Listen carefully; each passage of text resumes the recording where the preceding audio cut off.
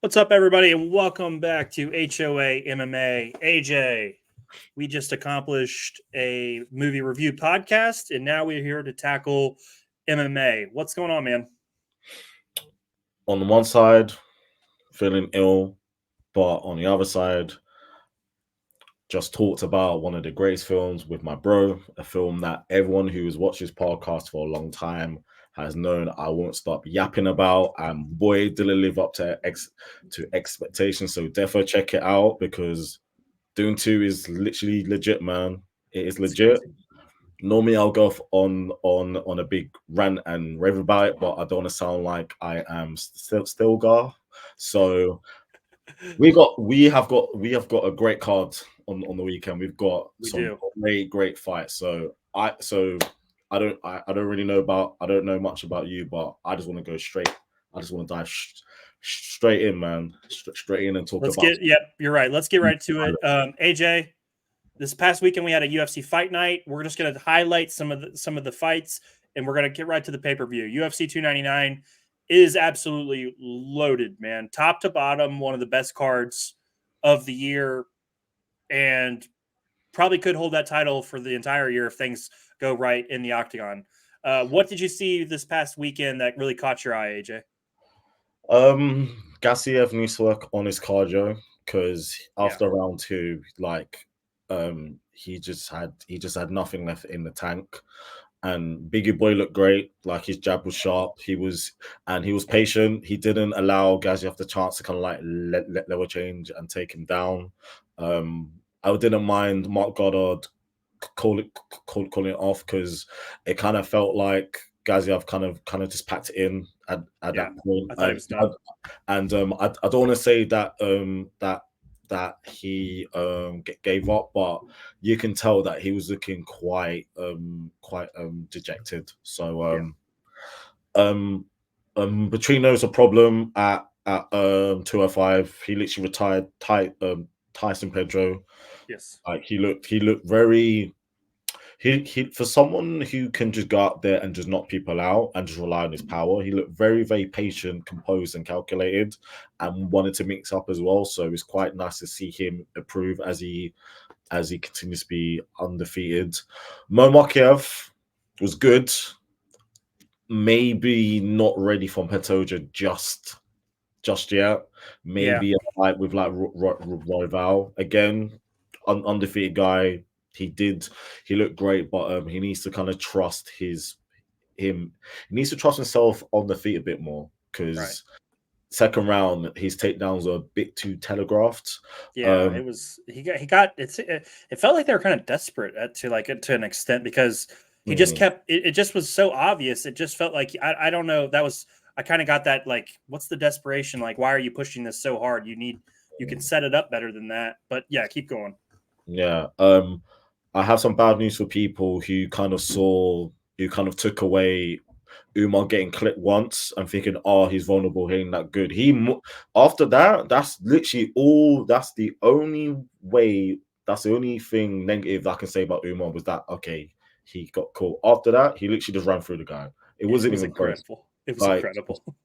for someone to get dropped, to kind of get clipped like that, and to be hurt, and to respond with 10-8s back to back, that guy's a problem. Like Yeah. that guy's a problem. So, um, and Leroy Duncan on the prelims looked really great. He Hmm. kind of showing that he is a prospect to look out for 185 pounds. But boy, Vinicius Oliveira delivered KO of the year. Yeah, So that knee. Oh that my knee was god. disgusting, man. Yeah, go out of your way to see that knee. That knee is one of the best flying knees you'll ever see. Yeah. And last thing I'll mention, Usyk looked really good against Match Now because he Dropped caught him. him, dropped him, put him out with a very quick check left hook. He's definitely someone to look out for at 100 and 125 pounds. I am sorry if you want us to talk a bit more about this fight night, but we all know the reason why you are all here. We're here to go to Miami because 299, we're here, man. Loaded card. AJ, let's get into it. Let's talk early prelims. We got, I mean, Kutabala's on here. Michael Pereira's on here. I mean, we've got some bangers right off the start. What are your thoughts on the early prelims, buddy? Oh, the Bruins are great. Michel Pereira facing against I think it's Oleg Jusic. If I'm saying his name wrong, I'm really sorry about that. But Yeah. against someone who's gonna go in there and throw down with him, and that's gonna make for a very exciting fight. Ion Kutalaba, we know that guy's a bit of a madman. You know, Yep. he goes out there. It is either you or him. But the one guy to look out for in early prelims is Robilis. He's making his debut. 6'7" He's heavyweight huge. who has the longest reach. He has a longer reach than fucking John Jones. Like he's long. And his last 3 fights have all ended under 20 seconds. So we're gonna find out how good he is because he is only 35. So imagine him to be fast tracked very, very quickly. Hmm. But he could be someone who could be a fun heavyweight to watch because his kicks are insane, man. Like Yeah. he looks good so far, but it's gonna be interesting to see how he looks in the big league. Okay. Like we said, early prelims loaded, some fun fights there. Then we get into the prelims and it gets even better. Let's start off Pedro Munoz versus Kyler Phillips. This one's going to be interesting. Who do you got winning this one, AJ? If people want to know how good Kyler Phillips is, this guy got a unanimous decision over Song Yadong, and he beat him, convincingly. He beat him convincingly, and I rate Song Yadong very, very highly. And he's also on his card, and he's facing against a ranked opponent within the top 10. And Kyler Phillips has basically beat this guy, so that kind of shows the caliber of how good he could be. Pedro Munoz has been around for a very, very long time. He only loses against the top guys. He's very much in that gatekeeper category that I would say. Mhm. Tough, never been stopped. Never been stopped as far as I am aware. He has really, really good leg kicks, really good on the feet. He's competent on the ground as well. So it's going to be a good test for obviously Kyler Phillips to have a chance to kind of break into that illustrious ranked at bantamweight because it is the deepest division by far. Pedro Munoz is ranked 13th last time I checked, but I'm gonna go for Kyler to use his speed. He's very fast. He's Yes. very, very quick. I would imagine him to be a bit too fast for Pedro and probably get a decision that I'm gonna go Uh, for. yep. I'm going to go Kyler Phillips also for similar reasons. Pedro Munoz is coming off that so decision against Cheeto Vera. But yeah, give me Kyler Phillips to win this one. I think he's got the speed advantage, and the youth will help in that fight. Next fight, we got Matisse Gamrot versus RDA. RDA, 39 years old, still out there trying to get it done. Who you got winning this one? RDA has probably the great. I know everyone says this. He has the greatest resume of just of turns of opponents ever. He basically fights anyone, 155 or 170. He takes on anyone. Um, him being 39, it's kind of like it's kind of laid up for Gamrot to go out there and kind of just get a name because in Gamrot's last few fights, it's been kind of the word like fluky against Fazeev. It was kind of beginning to shape up to be one of those like very special fights, and obviously Fazeev gets injured. You know, it's kind of like Gamrot hasn't really won people over in a while, but Yeah. as we saw against Jaden Turner, he can turn up against high level um, opposition. RDA is good everywhere, so he'd be very comfortable whether it's on the feet, grappling, and stuff, and he has that Brazilian jiu-jitsu background as well. I just have a feeling that Gamrot is 20, he's what, 28, 29. He's kind of beginning to peak physically, and he has a very relentless pressure style as well. So I'm gonna have a feeling that Gamrot's gonna able to just outwork RDA a little bit and kind of just grind him out. Again, I've got him by points. I don't see him finishing RDA, but I've seen him just literally just putting a bit too a bit too much pressure and backing Ade up enough and taking him down enough just to kind of just grind out the win. Okay.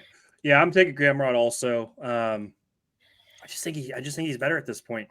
I think he's just a better fighter, and RDA has been through some wars, and that kind of thing will definitely slow you down. Next fight, the women's flyweight. We got Caitlin versus Macy Barber. Macy Barber, 13-2, slight favorite here. Who you got winning this one? This is going to come down to how Macy's able to handle Caitlin's range, because Caitlin's 5'9", and that's quite tall for a flyweight, you know. And Caitlin only loses against the best. Like, she's Right. lost against Manon Ferro, Jessica Andrade, and Valentina Shevchenko. She's only lost against elite people. Two of them are former champions, and Manon Ferro, who is in a title eliminator coming up soon in Atlantic City. So that kind of shows the level of opponents that it's going to take to beat her. Macy's kind of being tipped as this next generation of obviously women's MMA for like a while now. Mm-hmm. It kind of really clicked in the last fight against Amanda Hebas, when she just literally just put it on her and just laid her out. It was a nice fight. Nice fight. She hasn't fought since then. This is her chance to really this is her chance to see how really good she is, to have a chance to crack into the top 5. Mm-hmm. And she's gonna have to be aggressive. She's gonna have to be aggressive, because if she kind of allows Caitlin to kind of fight at distance and at range, it's gonna be a very, very long night out for her. So she's gonna have to she's gonna have to close the distance, and she's gonna have to be aggressive, and she's gonna have to push Caitlin on the back foot. I don't see her getting a finish, but I do see Macy doing just enough at this point. Again, Caitlin's obviously a little bit older. Macy's in her mid-20s, so she's literally really, really fresh, and she hasn't reached her full potential just yet. She's kind of on the rise. And yeah, I've got Macy again. I don't like saying, oh, it's going to be very decision heavy so far, but I've just have a feeling that Macy's going to be able to get a clear win. But I'll say by the judges. Yeah, I'm gonna go with Macy Barber also. I think she gets the decision. If the same fighter shows up that beat Amanda Ribas the way she beat Amanda Ribas, I think she's in a really good spot this weekend. So give me Macy Barber to continue that momentum and beat a really good fighter in Caitlin. Oh, if she wins, she's a fight away from the belt for sure. Next fight, AJ, in the heavyweight division, we got Curtis Blades versus Jailton Almeida. This one is crazy on a prelim. Like the fact this is on the prelims is wild. What do you got in this one between the two big heavyweights? This is interesting for me. This is very interesting. Like, in terms of from a stylistic point of view, it's a great fight. It's a great fight. Like, for this to be the featured prelim, that shows how stacked this card is, because this will main event any fight night. Any fight night. Like, easily. It's great. And it's interesting mainly for this reason. Can Blaze's wrestling nullify Almeida's grappling? Because we've seen how Almeida is able to kind of just, once he's able to grab a hold of people, he kind of just mauls them. He didn't have the most exciting fight against Derek Lewis last time out. He kind of literally just I don't want to say lay and spray, but it was kind of a performance of that kind of caliber. Yeah, it was. You know, it wasn't the most fun. But if you look in his last few fights beforehand, he's a finishing machine. Like, once he's able to obviously grab a hold of you, as we saw against Jairzinho, Rosenstrike, he can get you out like that. But would he be able to do that to someone as good in terms of wrestling like Blaze? Because we've seen Blaze literally just he kind of just overwhelms people, because most heavyweights don't really have a great wrestling game, and Blaze does. More time he's just able literally just to overwhelm and run through people. Would he be able to offset Almeida's grappling? And is Almeida able to kind of get himself in positions enough on Blades in order to also utilize that because for as good as Blaze is in terms of wrestling, he doesn't have any submissions or like if he No. does hardly basically any at all. Most of his work is grind out and ground and pound. So it'd be interesting to see how his grappling defense is like against someone like Almeida, who will be looking to literally grab a sub like that Yeah, for sure. as well. Also, it'd be interesting if they cancel each other out, how it looks on the feet because Almeida's very fast. He's very quick Yes. for like a heavyweight because he isn't the biggest heavyweight. He used to fight at 205. He looks like he can easily make that now, but he's so nimble on his feet in terms of how he initiates like his grappling. But we saw with Blaze against Dulcus. Yeah.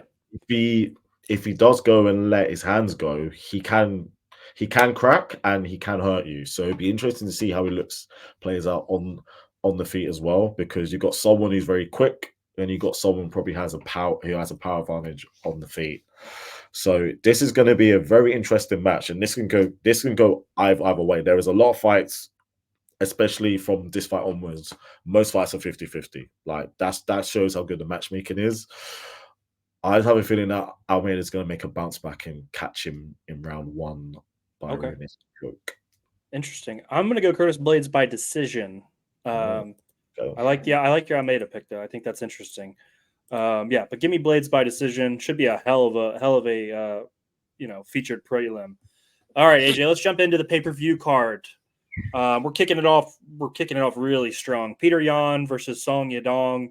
How do you what a see fight. this one going down, man? That's a crazy start to the card. What a fight.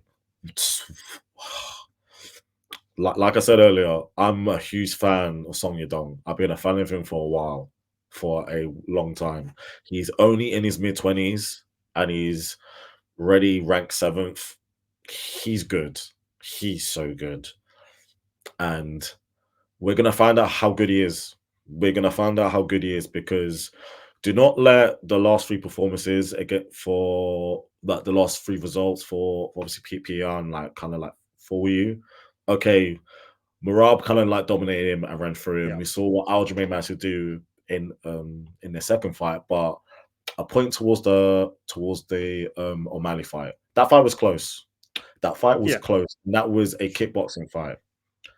And we know how good of a Muay Thai fighter PTN is on the feet. He's fucking sensational. Mm-hmm. And Song Yudong has crazy power and is dynamic on the feet. And for the first time in a while, Jan is going to face against someone who's probably not going to try to be wrestle heavy, like first minded for like a while now.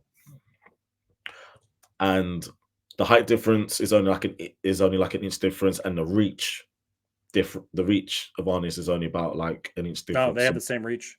Yeah. Oh yeah, they pretty much have like the same reach. So it's gonna be a case of is Song able to hurt Jan, and he's gonna have to hurt him early because we know in the first round, Jan likes to kind of have a high guard and kind of let people come onto him.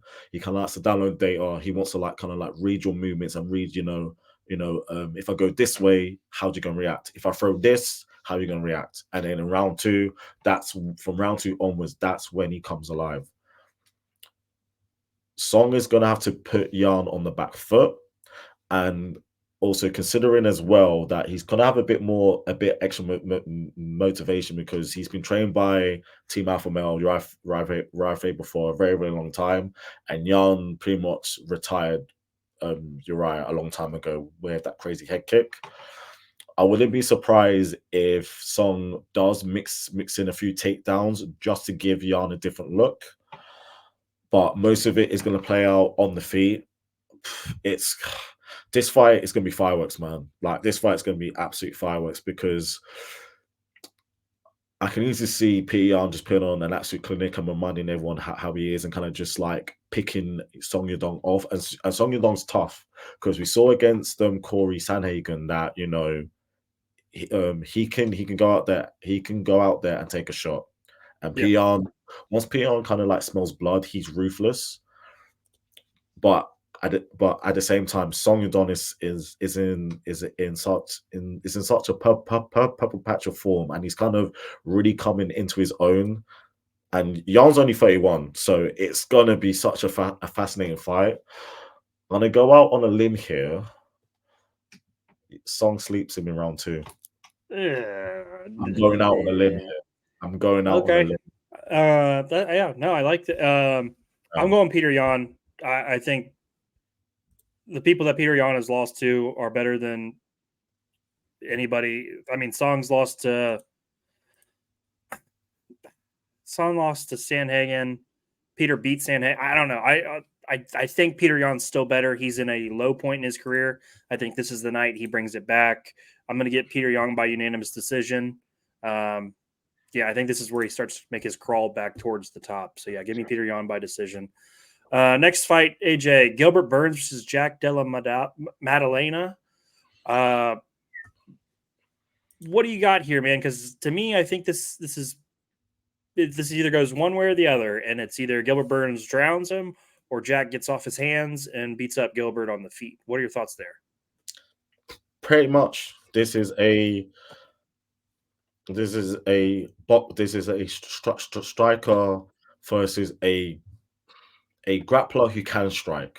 Like, Gilbert can strike and he can crack. Like, if he goes out there and he lands on you, he can literally drop you and he can hurt JDM. Literally just ask Usman and Hamzat, because both of them have felt Burns' power and the boy can throw down. Gilbert is gonna have to really be aggressive in terms of pressure. He's gonna have to back JDM against the cage in order to do two things. One, to unload. If he catches him on the cage in the corner, he's able to obviously let off power shots, or to initiate grappling and to bring him down and bring him into his world, because he has a massive advantage there. On the flip side, JDM is going to have to use his jab. He's going to have to use his jab. He's going to have to look to see what Bilal did when at certain points Bilal was using his jab very, very well and keeping Burns at bay. Even though Burns was injured, he had an injured arm or basically whatever, Bilal was able to use his jab with really good effectiveness to also give to keep Burns at bay in order for, and if JDM does that, that will give him a chance to obviously unload with combinations. He's also going to have to use a lot of lateral movement because he cannot let Burns to kind of keep him against the cage. He's going to have to really use his jab and kind of be Ali, like, just stick and move. He's basically going to have to do that. He's going to have to slowly break down Burns, as we saw what Usman did. Usman used his jab to eventually break down Burns, and that's kind of what JDM is gonna have to do. I'm torn on this one. I'm really torn on this one because JDM is good, but is he ready for that next step? Right. That's basically kind of like the thing for me.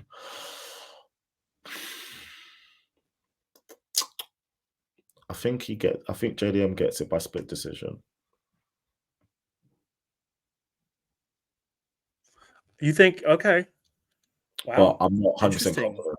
I'm not 100% confident, but I think he gets it by split decision.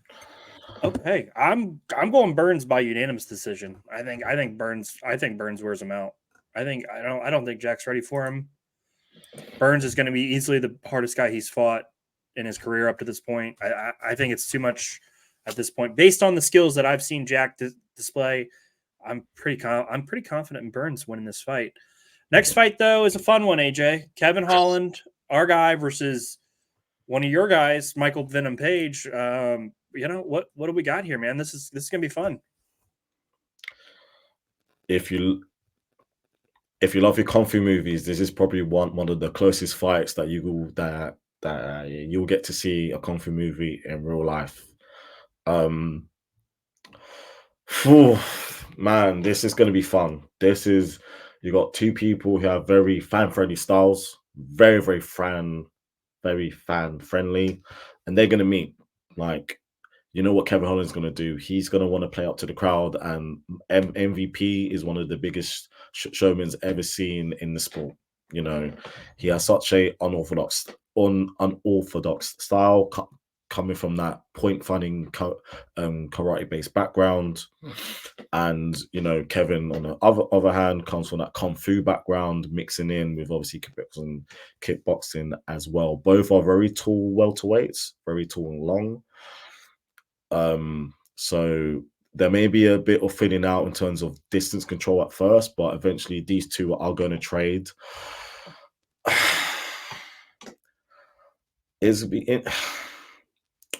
MVP is 36 or 35, so he isn't exactly young. And he's kind of had a bit of a weird turnaround in his last couple of fights. You know, his last fight in Bellator, he literally got out wrestled, and then he had that bare knuckle boxing fight against Mike Perry. So, you know, he's kind of been in and out of MMA for like a while. Maybe him taking that time off and kind of just clearing his head and just being refreshed, joining the UFC after a long time when people asked him when he's gonna come in Miami, which he has family who lives there as well. So it's not as if he's gonna be, you know, like overall by like the big crowd over there as well. Kevin Holland's great. Kevin Holland is one of the when Kevin Holland is mind is right and he's switched on and he isn't like messing about, he's one of the best welterweights out there in my personal opinion, and he does have potential.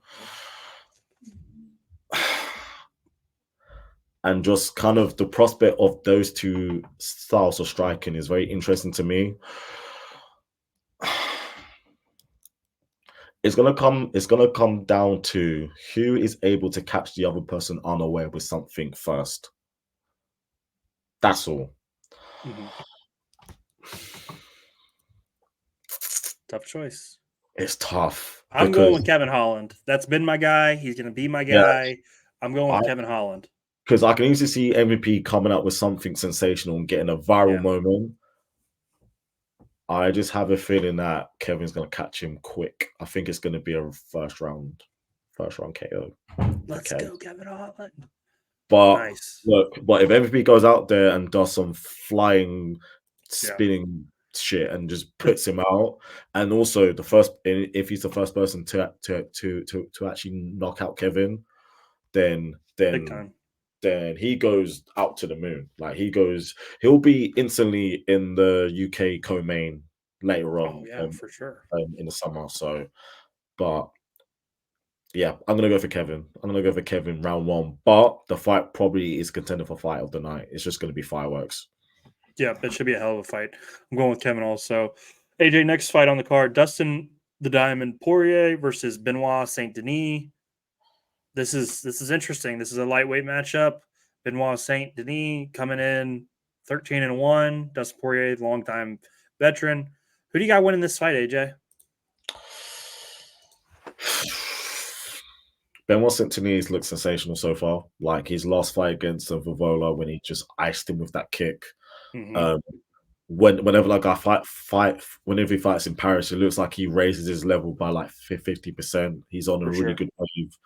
He's brutally violent. Like he's brutally violent, you know, and he's really good everywhere, but he wants to fight on the feet. He's a good finisher. But be careful what you wish for, man, because if you're thinking that, okay, Dustin Poirier in his last fight, he got head kicked into oblivion by obviously Justin Gaethje, you know, you may feel like now is probably the time to fight him. Mm-hmm. There's a reason why Dustin's been at the top of rankings for a very, very long time, and he may be getting on in age a little bit as well. But the last time an up-and-coming contender came up to fight him was Dan Hooker. And Dan Hooker gave him hell in one of probably the greatest Apex fight that in my opinion, that I've ever seen. That round 2, when Hooker's pouring it on him and Dustin takes it and comes on strong. Benoit Saint Denis is going to bring a lot of pressure, and he's going to want to get in Dustin's face and make it into a brawl. Dawson lives in the trenches. Yeah. He lives there. You know, we saw against Michael Chandler when people thought maybe after fighting Connor twice and making all of that money, does he? And then obviously losing against Charles, is he really want to be in there? He's shown that he still has that dog in him. Like he will still Yep. go out there. Like it's literally war for him. He goes out there and it's war. His boxing is better than Benoit Saint Denis in my opinion. If I am Benoit, I'll be looking to clinch a lot. I'll be looking just to give him different looks, just to make him think in order to set up an elbow or like a head kick. I would definitely throw a head kick to kind of just going to keep in Dust's mind that the last time someone threw a head kick on you, you were literally out cold. But Dustin is starting for like a reason, and going from ranked 11 to someone who is a perennial title challenger is a big jump. It is a huge jump. It is a huge jump. And as much as I'm a big fan of Benoit Saint Denis, and aggression will be his aggression is going to be his path to victory, in my opinion. But at the same time, all of that aggression is just going to have him run into something, and I think Dustin catches him in round 2. Yep, I'm with you. I got Dustin winning this fight. I think it's too much too soon. I think Benoit Saint Denis has a very bright future. I just think this is one rung too high on the ladder. Give me Dustin Poirier to knock him out in round 2. Mm-hmm. All right, AJ, title fight time. Sean O'Malley versus Marlon Chito Vera, bantamweight title, the rematch. I'm gonna get mine out of the way. I think Sean O'Malley sleeps him in round 2. I think he was better than Chito, and he just got hurt the first time. I'm gonna go with Sean O'Malley to retain the title. Chito's got a chin though, man. He's got a chin. Does. He's got a But chin. I mean, this is literally the next step in the Sugar Show project. You know, we know that, one of our friends calls him a industry plant, which I think is fucking like hilarious. But we know that the UFC been hiding him literally from day one in the fucking contender series. He's got Snoop Dogg calling commentary in his fights. He's been matched well. I'm not going to say he was given like layups all the time. I see from the Paiva fight, he's been given the right caliber of opponents. He had one of the KOs of the year last year against Aljo. He looked really good there. Like his use of distance is literally up there. Like he's like the way he's able to manage distance and in and out, and to kind of gauge range to really set up his shots to kind of like snipe people off. And now he's kind of, he's a star. I don't think he is the superstar the UFC want to be just yet, but he's easily a star, and he's kind of more of a star who's marketed as a superstar, if that makes sense. And this fight is like the first step in it, because it gives that revenge angle of, the last time, this is the only guy to beat him so far. In O'Malley's eyes, I'm still undefeated. I question that because I lost by injury, but it's really because Chito kicked you in the leg and caused the injury. But it is what it is. Chito is going to have to walk through quite a few shots. And if I'm him, I'm kicking that leg right away. I'm kicking that leg again. Sure. I'm going to chop up the leg. I'm going to come in close to set up my shots, because Chito is he's underrated in terms of how dynamic he is on the feet. The way he took out Cruz and Frankie Edgar is very creative. Yeah.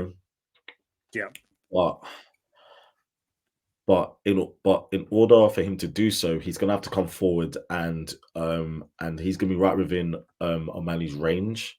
And the way that O'Malley is now, his striking is so crisp, and I don't see.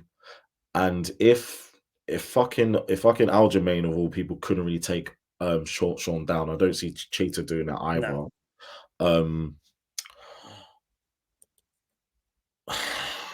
Chito is gonna have to catch him with something that he's gonna have to catch him with something early and catch him with something that O'Malley isn't really expecting. Mhm. And I just think that O'Malley's is gonna be too much technically on the feet for him. I'm gonna go by unanimous decision. I just have a feeling he just puts on like a clinic, like a little bit.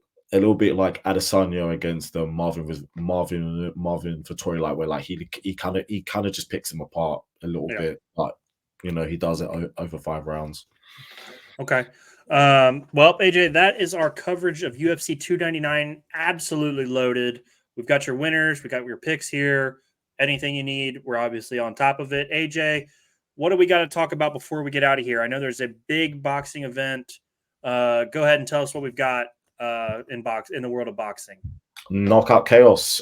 Friday in Saudi, we got Francis, who is proven everyone wrong by rightfully getting the bag as he rightfully deserves, facing against Anthony Joshua in a huge fight because Turkey Al Sheikh, who is kind of the really big figurehead in Saudi in terms of combat sports, but he's a really big boxing fan. He's pretty much come out there and said that the winner of Francis and AJ will fight the winner of Usyk and Fury for the undisputed belt. So for someone like Francis, who is 0-1 in boxing, even though a lot of people thought that he obviously beat Tyson Fury, but in terms of records, he's 0-1, facing against a former unified world champion in AJ, who's coming off a really good win. He literally mopped up Otto Wallin last time out, and both guys have crazy power. Both guys have crazy power. So someone is getting chinned. It's going to be a very, very fun fight.